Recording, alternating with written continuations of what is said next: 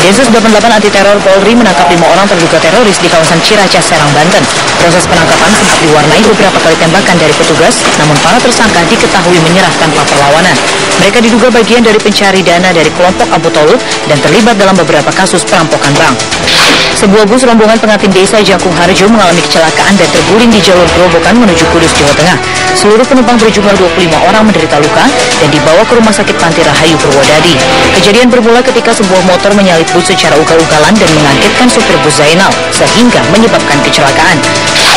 Ratusan warga dari Desa Monti dan Desa Mengkadai memblokade jalan menuju sejumlah desa menuntut dilepaskannya salah seorang tersangka pelaku pengeroyokan dan pembunuhan seorang anggota Brimob, Bribtu Marco Fernando Hutagalu. Tersangka berinisial A ditahan di Polres Sanggulangun karena bersama-sama dengan pelaku lain membunuh Bribtu Marco saat razia tambang emas ilegal tahun lalu. Sidang lanjutan kasus pembunuhan Ade Sara dilanjutkan di Pengadilan Negeri Jakarta Pusat.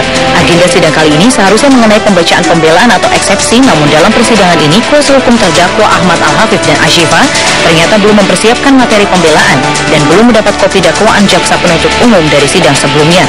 Ahmad dan Ashifa sebelumnya diancam pasal pembunuhan berencana dengan ancaman hukuman mati. Kelangkaan BBM bersubsidi ternyata berdampak pada penjatahan pembelian BBM baik untuk motor maupun mobil di kawasan Jakarta. Seperti yang terjadi di SPBU Jakarta Timur yang membatasi pembelian BBM bersubsidi untuk kendaraan roda 2 sebesar Rp10.000 per kendaraan dan Rp100.000 per kendaraan roda 4 atau lebih. Selain penjatahan, ternyata sejumlah SPBU di Bandung, Jawa Barat juga mendapat pengawalan dari pihak kepolisian untuk mengantisipasi penyalahgunaan BBM bersubsidi serta menjaga keamanan saat terjadi antrian. Polda Jabar menempatkan sedikitnya 2 personel di setiap SPBU. Presiden Susilo Bambang Yudhoyono hari ini melakukan kunjungan kerja ke Kota Dili, Timor Leste dan disambut oleh Presiden Timor Leste, Taur Matanrua. Kunjungan ini juga menjadi kunjungan kenegaraan terakhirnya ke Timor Leste sebagai seorang presiden. Sehari sebelumnya, Presiden SBY menyempatkan diri mengunjungi Taman Makam Pahlawan untuk memberikan penghormatan terhadap para prajurit yang tewas di medan pertempuran. Kasus perdagangan manusia kali ini menimpa 16 perempuan asal Indonesia yang dijadikan wanita penari striptease dan pekerja seks di Malaysia. Modus pelaku yang diketahui berinisial FZ, yaitu dengan berpura-pura menjanjikan pekerjaan sebagai pembantu rumah tangga. Kedutaan Indonesia di Malaysia mengungkapkan 14 WNI ini sudah dikembalikan ke Indonesia, sementara 2 lagi masih dalam pemeriksaan di Malaysia.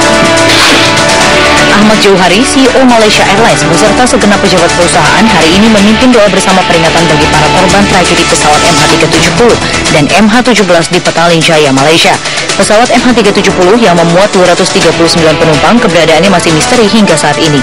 Sementara MH70 ditembak jatuh di Ukraina dan penyelidikan internasional masih terus berlangsung. Top News akan segera kembali selepas jeda pariwara berikut ini. Tetaplah bersama kami.